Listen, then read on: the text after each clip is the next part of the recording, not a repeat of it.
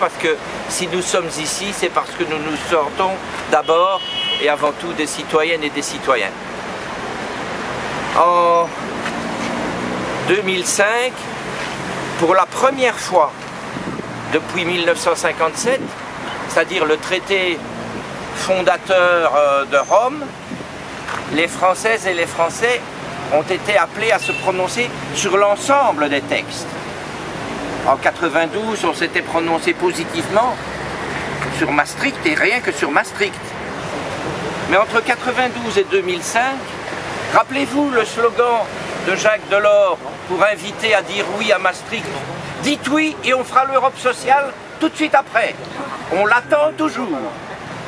Et c'est un petit peu en termes de bilan global que la majorité des Françaises et des Français se sont exprimés en 2005 sur cette Union européenne dont on avait promis monts et merveilles et dont on voyait, comme disait très bien Pierre Bourdieu, que cette construction européenne, c'est en fait une destruction démocratique et sociale.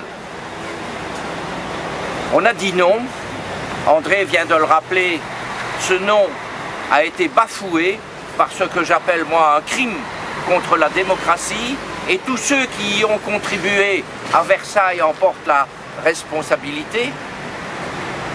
Et cette Europe que nous ne voulions pas, mais dont beaucoup en 2005 pensaient encore qu'une autre Europe était possible, la suite du processus européen nous a montré que ce que nous disions en 2005 était tout à fait pertinent parce que ça s'est vérifié. Ce qui s'est vérifié, c'est le mépris de plus en plus total de la souveraineté populaire, et je me permets de rappeler les deux horribles traités de 2012, le mécanisme européen de stabilité et ce qu'on appelle pour faire court le pacte budgétaire, et puis vous le savez comme moi, cette négociation qui est en cours avec les États-Unis d'Amérique pour un traité transatlantique, et si j'ose appeler ça un bouquet final, la déclaration de M. Juncker, un président de la Commission européenne qui, pendant des années et des années, a favorisé l'évasion fiscale en Europe, M. Juncker qui dit « il n'y a pas de vote démocratique contre les traités ratifiés », ce qui veut bien dire que cette Europe-là, que cette Union européenne n'est pas réformable. Et je crois que pour tous ceux qui en rêvaient, eh bien, le résultat des 10 années écoulées, c'est que beaucoup de gens pensaient à une Europe possible, et aujourd'hui, encore davantage de gens sont convaincus que cette Union européenne-là n'est pas réformable. Il nous faut en tirer les conclusions.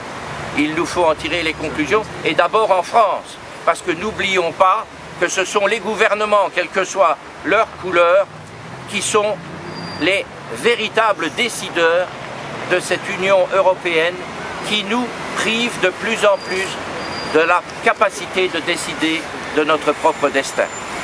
C'est quand même effrayant, je lisais dans un journal que l'on dit Vespéral tout à l'heure qu'aujourd'hui nos gouvernants n'osent plus questionner les peuples.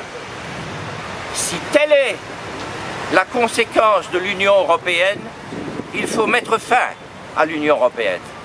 Merci.